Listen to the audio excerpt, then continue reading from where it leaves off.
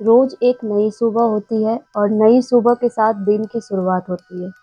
दिन की शुरुआत में कोई ऑफिस जाता है, कोई स्कूल जाता है, कोई कॉलेज जाता है, कोई अपना काम पे जाता है, जैसे किन्हीं का बिज़नेस होता है, तो वो अपने बिज़नेस पे जाता है। और हम लोग जो पूरा टाइम सुबह से लेके सुबह 10 बजे से लेके जो हम लोग किन्हीं की 8 घंटे की ड्यूटी होती है, किन्हीं की 10 घंटे की ड्यूटी होती है, तो हम लोग वो पूरा टाइम अपने काम पे ही लगाते हैं। ऑफ़िस में लगाते हैं या किन्हीं का बिज़नेस होता है तो वो बिज़नेस में लगाते हैं और वहाँ पर हम अपने आप को सबसे ज़्यादा महफ़ूज़ करते हैं। क्यों? क्योंकि हमें लगता है कि हमारे आस-पास हमारे फ्रेंड्स हैं, सब है। लेकिन कभी आपने सोचा है कि जिस जगह पर आप काम कर रहे हो, अपना 8 से 10 घंटे बिता रहे हो, उसका कुछ पास्ट भी हो सकता है। किसी दिन अगर आपके सामने वहाँ का पास्ट निकल के आ जाए, तो आपको कैसा लगेगा? ठीक वैसा ही है आज की इस कहानी में। इस कहानी में आपको पता चलेगा कि जिस जगह पर कुछ लोग काम किया करते थे, उस जगह का जो पास्ट है वो कितना भयानक है और कितना डरावना है। तो आज की कहानी को आप लोग पूरा ज़रूर सुनिएगा। तो चलिए फिर मैं कहानी स्टार्ट करती हूँ। और इस कहानी में जो भी मैंने फैक्ट्री का नाम लूँगी, उस फैक्ट्री का मैं एग्ज़ैक्ट नाम मैं नहीं बताऊँगी और ना ही मैं ये बताऊँगी कि वो फैक्ट्री कहाँ पर थी। क्योंकि मुझे इसकी परमिशन नहीं है, मैं नहीं बता सकती, कुछ चीज़ों के कारण प्रॉब्लम्स आ सकती है। तो चलिए फिर मैं स्टार्ट करती हूँ, लास्ट तक बने रहिए, आप लोगों को बहुत मज़ा आएगा, बहुत ही ज़्यादा डरावनी कहानी है। आप लोगों को सस्पेंस भी मिलेगा, डर का भी एहसास होगा। तो चलिए फिर मैं कहानी स्टार्ट करती हूँ। गुजरात के एक ज़िले से करीब 25 किलोमीटर दूर एक सुनसान इलाके में एक फैक्ट्री हुआ करती थी। 1986 में बनी ये फैक्ट्री पहले छोटे लेवल पर रंग और गोंद का काम करती थी। गोंद मीन्स जो ग्लू होता है ना, जिससे हम लोग किसी भी चीज़ को चिपकाते हैं बहुत आसानी से, उसे गोंद बोला जाता है। अगर बहुत से लोगों को पता नहीं होगी तो मैंने बता दिया है। तो उसका ये उत्पादन किया करती थी। लेकिन बाद में इस फैक्ट्री में केमिकल्स और औद्योगिक उत्पादन का काम शुरू हो गया।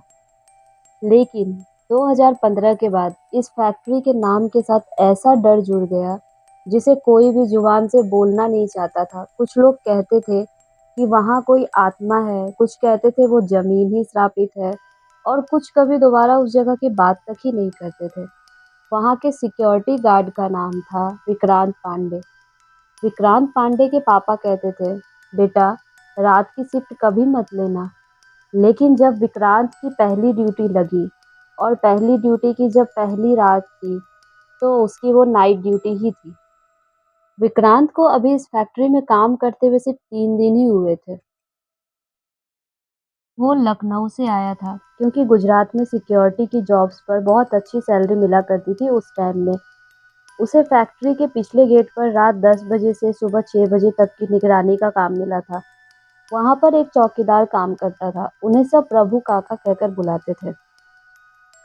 उस रात जब वह अपनी फर्स्ट शिफ्ट पर पहुंचा, तो काका ने उसे बहुत ही ध्यान से देखा।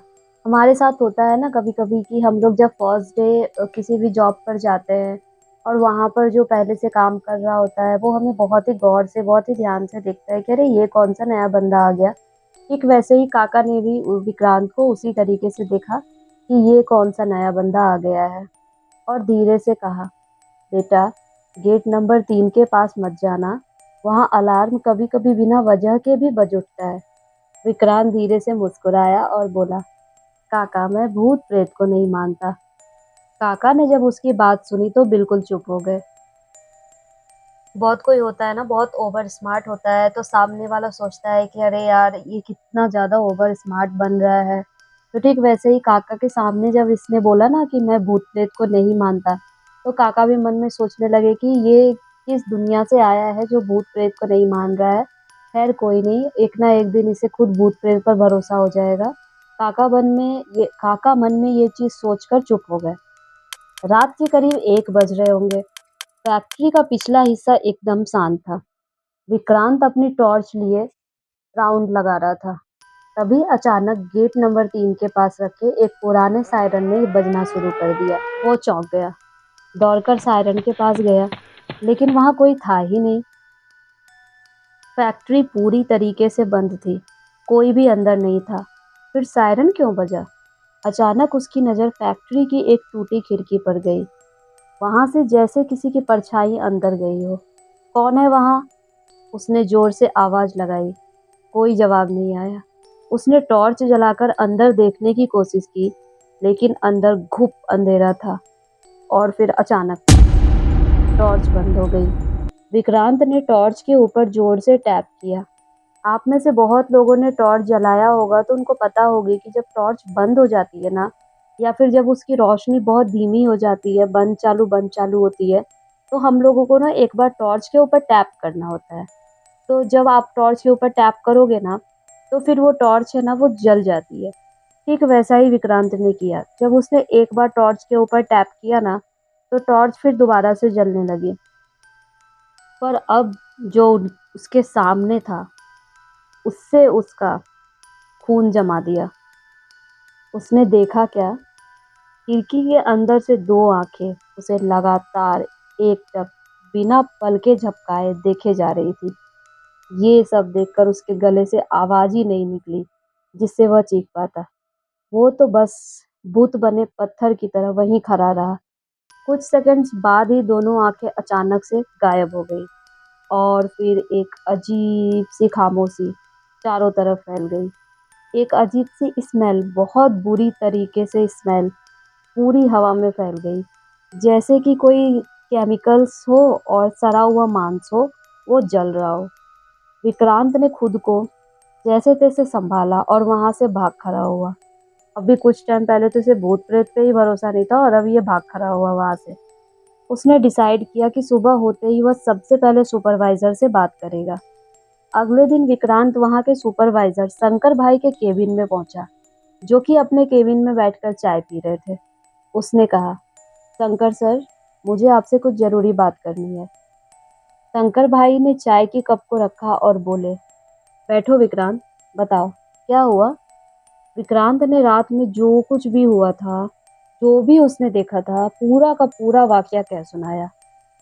शंकर भाई चुपचाप उसकी बातों को सुनते रहे, फिर धीरे से बोले, तुम्हें उस हिस्से में नहीं जाना चाहिए था। क्यों सर, वहाँ क्या है? शंकर ने पुरानी फाइल निकाली और विक्रांत की तरफ बढ़ाते हुए बोले, ये देखो। विक्रांत ने देखा, उस पर लिखा था, इंसिडेंट रिपोर्ट 16 अक्टूबर 2015। उन्होंने बताया, उस रात गेट नंबर 3 के पास बॉयलर ब्लास्ट हुआ। 4 मजदूर वहीं मर गए थे। किसी की भी बॉडी पूरी नहीं मिली, और उसी रात से वहां पर अजीबोगरीब घटना होने लगी। रात के शिफ्ट में अब कोई जाना नहीं चाहता था, लेकिन काम की डेडलाइन थी, इसलिए फैक्ट्री ने जबरदस्ती तीसरी शिफ्ट फिर से शुरू कर दी। उस रात 5 मजदूर काम पर थे, राजू, अशरफ, विकास, बिरजू और नंदू। राजू, जो मशीन नंबर 7 पर काम कर रहा था, अचानक जोर से चिल्लाया, बचाओ, कोई मेरी गर्दन दबा रहा है, बचाओ बचाओ। उसका चिल्लाना सुनकर बाकी लोग भी दौड़े, लेकिन वहां पर कोई भी नहीं था। राजू बेहोश था, लेकिन उसकी गर्दनों पर उंगलियों के गहरे निशान थे। उसके होश में आने के बाद उसने जो भी बताया, उससे सब लोगों के आंखों में डर साफ दिखाई देने लगा। मैंने किसी को देखा, उसकी आंखें जल रही थी, और उसने कहा, तुम लोग भी वैसे ही जलोगे जैसे हम जले थे। विक्रांत को अब भूत प्रेत पर विश्वास होने लगा था। उसे समझ आ गया कि फैक्ट्री में कुछ है, लेकिन उसे यह बात भी पता चली कि शंकर भाई ने पूरा सच नहीं बताया है। वो दोबारा उनके पास गए प्रभु काका के साथ। वो बोले, शंकर सर, आपने मुझे पूरी बात नहीं बताई, प्लीज मुझे पूरी बात बताइए। शंकर भाई ने गहरी सांस ली और कहा, मैं जानता हूँ, और शायद गलती मेरी ही थी। क्या मतलब? 2015 की उस रात बॉयलर में प्रेशर ज्यादा था, और मैं इस बात को जानता था। मुझे अलार्म मिला था, लेकिन मैंने मशीन बंद नहीं करवाई, क्योंकि मालिक ने डेडलाइन दी थी। वो कांपते हुए बोले, 4 लोग उसी की वजह से मरे, और अब वो मुझे हर रात दिखाई देते हैं। काका ने कहा, मैंने अपनी जिंदगी में कई फैक्ट्री देखी है, पर ये जमीन कुछ और ही है। यहाँ जो मरा उन्हें शांति ही नहीं मिली। विक्रांत ने पूछा, तो क्या कोई रास्ता है? काका ने कहा कि जब किसी जगह पर किसी की मौत अधूरी मनसा या धोखे से होती है, तो उनकी आत्मा वहीं अटक जाती है। हमें कोई ऐसा चाहिए जो इन आत्माओं से बात कर सके। मतलब ओझा? विक्रांत ने पूछा। नहीं, कोई ऐसा जो खुद वहां मौत से बचा हो। विक्रांत और काका ने खोजबीन चालू की। शंकर भाई ने बताया कि उस हादसे में पांचवा लड़का नंदू, जो बॉयलर फटने से कुछ सेकंड्स पहले ही बाहर आया था, उसकी जान तो बच गई थी, लेकिन वो हादसे के बाद पागल हो गया था। अब कहाँ है नंदू? विक्रांत ने पूछा। शंकर भाई बोले, उसके गांव वाले उसे पास के मानसिक हॉस्पिटल में ले गए थे। विक्रांत और काका वहां पहुंचे तो देखते हैं कि जिस रूम में नंदू बैठा था, उस रूम की दीवारें सीलन से भरी थी और वहीं पर एक कोने में नंदू बैठा था, एकदम शांत, लेकिन उसकी आंखों में डर भरा था। वो बस एक ही बात बार बार बड़बड़ा रहा था, वो चारों वही है, धुएं में, आग में, मशीनों में। काका ने उसके पास जाकर उसका हाथ पकड़ा। नंदू बेटा, हमें बताओ, क्या देखा था उस रात? नंदू ने कांपते हुए कहा, मैंने देखा, शंकर भाई वहां थे, उन्होंने अलार्म को म्यूट कर दिया था और फिर मशीन नंबर 9 से एक आवाज आई, किसी की चीख, जैसे कोई कह रहा हो, हमें बचा लो, हमें बचा लो। और फिर एक धमाका, और अब वो लोग मेरी सांसों में बस चुके हैं। मैं जब भी सोता हूँ तो उनकी चीखें सुनाई देती है। नंदू की बातों से साफ हो गया था कि आत्माएं फैक्ट्री के उसी पुराने हिस्से में कैद थी जहां पर यह हादसा हुआ था। अब उन्हें मुक्ति देने का बस एक ही तरीका था, उसी जगह पर जाकर उनकी अधूरी बात को पूरी करना। रात के 11 बजे के करीब विक्रांत, काका और नंदू फैक्ट्री के अंदर गए। नंदू जैसे ही पुराने बॉयलर रूम के पास गया, उसकी सांसें तेज होने लगी। यही है वो, यही फंसे हैं। तभी अचानक चारों तरफ मशीनें अपने आप स्टार्ट हो गई। लाइट नहीं थी फिर भी स्विच ऑन हो गए। लाइट अपने आप बंद चालू होने लगे। दीवारों से आवाजें आने लगी, हमारा दोषी कौन है, हमें क्यों मारा गया, हमारा परिवार हमारा इंतजार कर रहा था। नंदू रो पड़ा, माफ कर दो यार, मैं डर गया था, पर अब मैं वापस आ गया हूँ। काका ने हनुमान चालीसा पढ़नी शुरू की। विक्रांत ने जमीन पर चंदन और कपूर जलाया। फैक्ट्री का टेम्परेचर बढ़ने लगा, चारों तरफ धुआं फैलने लगा। अचानक एक बहुत बड़ा साया नंदू के ऊपर आया और वह जोर से गरजा, शंकर को हमारे पास लाओ वरना कोई नहीं बचेगा। इतना कहकर नंदू जमीन पर गिर पड़ा, उसके मुंह से खून निकलने लगा। काका, हमें शंकर भाई को यहीं लाना होगा, विक्रांत बोला, वरना ये आत्माएं सबको खत्म कर देंगी। काका और विक्रांत ने शंकर भाई को जैसे तैसे राजी करके रात में उसी फैक्ट्री में ले आए। जैसे ही उन्होंने अंदर कदम रखा, मशीनें खुद ब खुद बंद हो गई। उन तीनों को चार परछाई दिखाई दी, जिनके चेहरे जले हुए, आंखें खाली थे, लेकिन उनके होठ हिल रहे थे। हमें तूने मारा था शंकर, अब तू भी यहीं रहेगा। शंकर भाई घुटनों के बल जमीन पर बैठ गए और हाथ जोड़कर बोले, माफ कर दो प्लीज, मैंने सिर्फ ऑर्डर फॉलो किया था, जैसा मालिक ने कहा ठीक वैसा। तभी दीवार पर एक दरार सी उभरी और शंकर भाई चीखते हुए उसके अंदर समा गए। वो उनकी आखिरी चीख थी। अगली सुबह फैक्ट्री में सब कुछ नॉर्मल था, ना कोई आवाज और ना ही कोई दुर्गंध आ रही थी। गेट नंबर 3 पर अब सायरन कभी नहीं बजा। नंदू को होश आ चुका था और अब वो शांत एवं नॉर्मल था, जैसे किसी बोझ से मुक्त हो गया हो। विक्रांत ने वो जॉब छोड़ दी और अपने गांव लौट गया। किसी ने कहा कि फैक्ट्री अब बंद कर दी गई है, किसी ने कहा कि वहां पर अब गोदाम बनेगा, पर जो वहां हुआ था उसकी कहानी अब हर मजदूर की जुबान पर थी। उस फैक्ट्री में जो कुछ भी हुआ वह सिर्फ एक कहानी नहीं थी, बल्कि एक सच्चाई थी जो उस फैक्ट्री की एक एक ईंट तक जानती थी। रुकिए रुकिए, कहाँ जा रहे हैं आप लोग? कहानी अभी खत्म कहाँ हुई है? असली सस्पेंस तो यहाँ से शुरू हो रहा है। पूरी कहानी सुने भी नहीं जा रहे हैं आप लोग, तो चलिए अब आप सबको लेकर चलती हूँ सस्पेंस की तरफ। ऊपर तक तो सिर्फ ट्रेलर था जो अब तक आप लोगों ने देखा।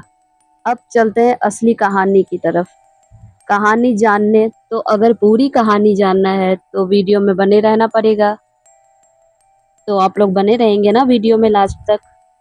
मुझे उम्मीद है कि आप लोग जरूर बने रहेंगे। तो चलिए फिर आगे की ओर चलते हैं। विक्रांत जब अपने गांव पहुंचा तो सोच रहा था कि अब सब खत्म हो गया है, लेकिन इतनी जल्दी कहाँ कुछ खत्म होने वाला होता है। मैं जो भी कहानी लेकर आती हूँ उसमें इतनी जल्दी थोड़ी सब कुछ खत्म हो जाता है। अगर इतनी जल्दी खत्म हो जाए तो फिर वो सस्पेंस कैसा। 3 दिन के बाद उसे काका का फिर से कॉल आया। विक्रांत बेटा, सब खत्म नहीं हुआ है, कुछ और है जो हमें नहीं बताया गया। क्या मतलब? विक्रांत ने पूछा। काका ने कहा, वो फैक्ट्री किसकी थी ये कभी किसी ने नहीं बताया, लेकिन कल एक आदमी आया था, बोला कि वो असली मालिक का बेटा है और उसके पास कुछ फोटोज और पेपर्स हैं जो साबित कर सकते हैं कि वहां जानबूझकर हादसा करवाया गया था। विक्रांत वापस गुजरात लौटा और उस आदमी से मिला जिसका नाम था नयन भट्ट। नयन ने अपने बैग से एक पुरानी फाइल निकाली। उसमें एक फोटो थी जिसमें शंकर भाई, कुछ मजदूर और एक गंजा आदमी खड़ा था। फैक्ट्री का असली मालिक रविकांत देसाई था। नयन ने कहा, मेरे पिता ने मरने से पहले मुझे बताया था कि 2015 में फैक्ट्री का इंश्योरेंस करोड़ों का था। उन्होंने मशीन खराब होने की बात छुपाई और जानबूझकर बॉयलर चालू रखा। ये एक प्लान था। विक्रांत ने कहा, मतलब उन लोगों को मारना एक बिजनेस डील थी? विक्रांत के रोंगटे खड़े हो गए। नयन के पास एक और चीज थी, एक ब्लैक बॉक्स। उसमें फैक्ट्री के सीसीटीवी फुटेज की एक पुरानी पेन ड्राइव थी। वो 16 अक्टूबर 2015 की रात का था। उस फुटेज को विक्रांत ने लैपटॉप में चलाया और फिर जो उन लोगों ने देखा वो उन लोगों के होश उड़ाने वाले थे। 12:47 पर, मतलब 12:47 पर मशीन नंबर 9 में तेज कंपन होने लगी। 12:48 पर बॉयलर अलार्म बजा। 12:49 पर शंकर भाई फोन पर किसी से बात कर रहे थे। 12:50 पर रविकांत देसाई का कॉल आया। मशीन बंद मत करना, टाइम वेस्ट नहीं करना है। 12:52 पर विस्फोट होता है। ये सब देखने के बाद एकदम सन्नाटा फैल गया पूरे रूम में। तो ये आत्माएं सिर्फ गुस्से में नहीं थी, वो न्याय चाहती थी। विक्रांत ने खुद से ही कहा। अब सारी बातें क्लियर थी। आत्माओं को सिर्फ शंकर से नहीं बल्कि रविकांत देसाई से भी बदला चाहिए था। और रविकांत देसाई अब कहाँ था? वह था मुंबई में एक आलीशान बंगले में। काका, विक्रांत और नयन तीनों मुंबई पहुंचे साथ में, और उनके साथ था वो ब्लैक बॉक्स जो वो साथ लेकर आए थे। मुंबई के जुहू इलाके में रविकांत का घर था। उन्होंने डोरबेल बजाई और एक बूढ़ी औरत जो उनके घर में काम करती थी दरवाजा खोला। उन्होंने पूछा, रविकांत देसाई घर पर है क्या? हाँ है, लेकिन साहब अब कुछ नहीं बोलते। वो तीनों अंदर गए। रविकांत एक कोने में बैठा था। उसकी आंखें लाल सूनी थी और चेहरा जैसे मानो हफ्तों से सोया ना हो। वो आते हैं, उसने धीरे से कहा। कौन आते हैं? काका ने पूछा। वो चारों रोज आते हैं, मुझे देखते हैं, जलते हैं और हंसते हैं। विक्रांत ने फुटेज को टीवी पर चला दिया। रविकांत थोड़ी देर तक तो देखता रहा, फिर अचानक जोर से चिल्लाया, बंद करो ये, मैं कुछ नहीं जानता। अचानक से कमरे की सारी लाइटें बंद हो गई। तेज हवा चलने लगी। टीवी स्क्रीन पर आग ही आग दिखाई देने लगी और वहीं 4 मजदूर, उनमें से एक जिसका चेहरा ही गायब था, बोला, हमारा दोषी सामने है, हमें हमारा हिसाब चाहिए, बदला चाहिए। यह सब सुनकर रविकांत ने अपने कानों को कसकर बंद कर लिया और रोने चिल्लाने लगा। लेकिन दरवाजा बंद था तो वह भाग भी नहीं सकता था। चीखों के बीच बस एक आवाज गूंज रही थी, तू भी अब हमारे साथ रहेगा। उन तीनों ने देखा कि रविकांत बेहोश हो गया है और उसके मुंह से झाग निकल रही है और आंखें सफेद हो गई है। तुरंत डॉक्टर को बुलाया गया। डॉक्टरों ने कहा, सर्वाइकल नर्वस ब्रेकडाउन हुआ है, कोई बहुत गहरा सदमा लगा है। ये जिंदा तो हैं लेकिन अब दुनिया से पूरी तरह कट चुके हैं। मतलब शरीर में जान तो है लेकिन आत्मा कहीं और है। विक्रांत ने सारे सबूत पुलिस को सौंपे और केस दोबारा से ओपन हुआ।